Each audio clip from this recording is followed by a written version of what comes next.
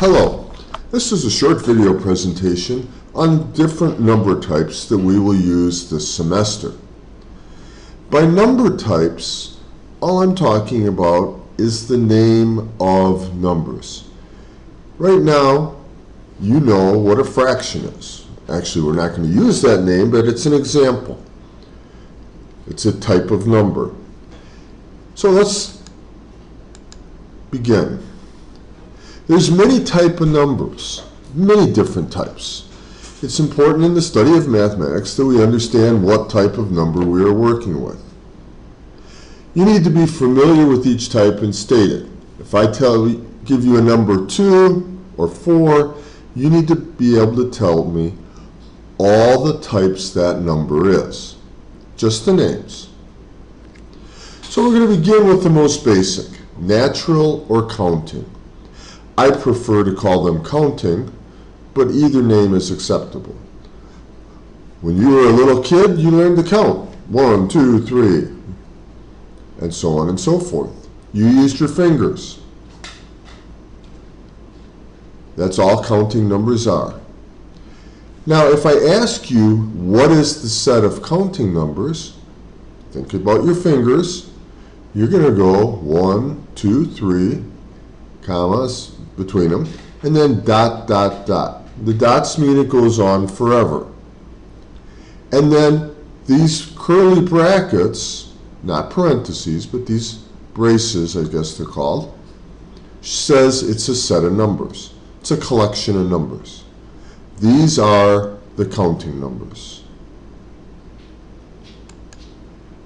Sometime along the way in elementary school, we added another number. Kind of a goofy one. We added 0 just to make it fun for you. So if we take the numbers starting with 0, 0, 1, 2, 3, that is the set of whole numbers. 0, 1, 2, 3 is the set of whole numbers. Continuing. The only difference between the whole numbers and the counting numbers is the addition of 0. Since the set of natural numbers is inside the set of whole numbers, I made it in red here, the natural numbers are also whole numbers. So 2 is both a whole number and a counting number. And again, I use the word natural and counting interchangeably. So all these numbers, 1, 2, 3, on forever, are both whole numbers and counting numbers. 0 is just a whole number so far. Integers.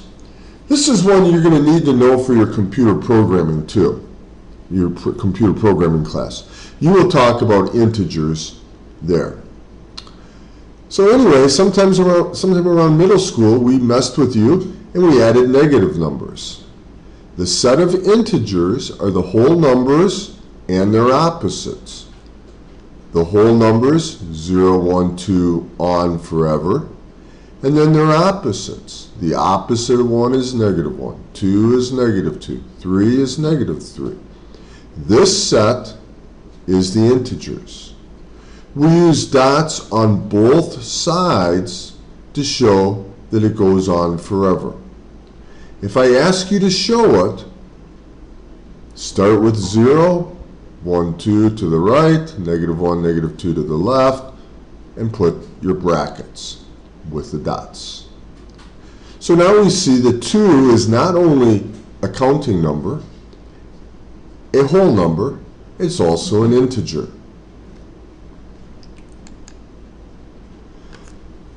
Rational numbers are any number that can be written as a fraction of integers. Any number that can be written as a fraction of integers. Any integer is rational. Just put the integer over 1. I can write 5 as a fraction, 5 over 1. And in fact, when you guys were adding and subtracting, if I gave you an integer, to get your common denominator, you put it over 1. Terminating decimals are rational. Repeating decimals are rational. Terminating means your decimal stops, 2.5.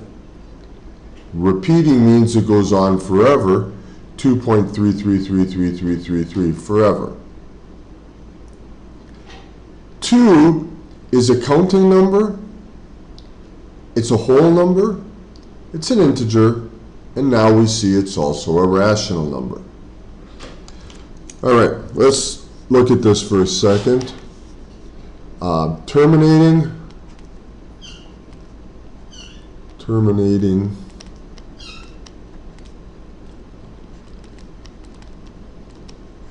would be 2.5. There's no more decimals going after it. Repeating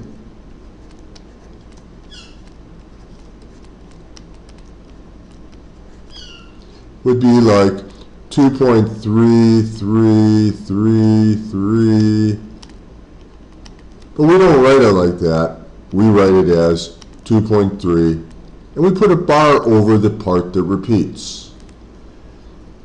2.4747, and so on, we'd write as 2.47 with the bar over the 47. Okay? Whatever repeats is what we put the bar over. Okay, let's go back. Now we have irrational numbers. Any non-repeating, non-terminating number is irrational. Square roots. If you don't know the square root of the number, it's irrational. Pi is probably our most famous irrational number. And numbers like 0.20, well, I'm not going to read it, but like this number right here, 0.024, so on, is irrational. It doesn't end, because the ... means it goes on, but there's no pattern, there's no repeating. It's irrational. Finally, we have the real numbers. Every number in this class is going to be a real number this semester. We will add what's called imaginary numbers next semester, or at the very end of this semester. Right now, we're just looking at real numbers. Every number that we look at is either rational or irrational. You're either, and I'm looking right here at this third line here, you're either rational or irrational. There's nothing else until we get into imaginary numbers. 2, back to our number 2, is a counting number, it's a whole number, it's an integer, it's a rational, and it's a real. So when I give you a number, if I give you, for instance, 5, and ask you what type of number that is, it's obviously real. I can put it over 1, so it's rational.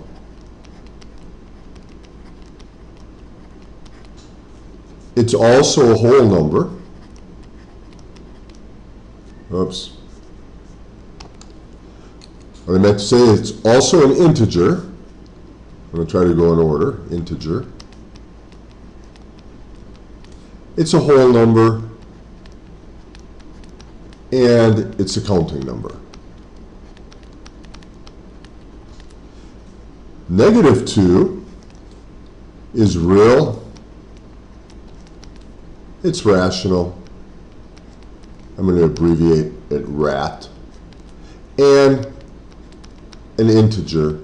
I'm going to abbreviate it INT. 3/4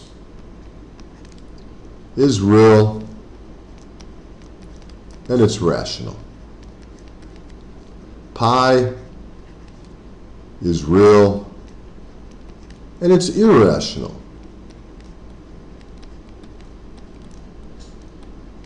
And oftentimes I abbreviate that like that. So we see that all our numbers, real, Then we also see that we're either rational, rational, rational, or irrational. So every number is real, every number is rational or irrational, and then some of our numbers are integers, some are whole, some are counting. Let's do one more. 0 is real, it's rational, it's an int, it's an integer, and it's a whole number. All right, I hope that made sense. You didn't have to write a whole lot down. Make sure the stuff that I wrote down, the examples, are in your notes. All right, have a great day.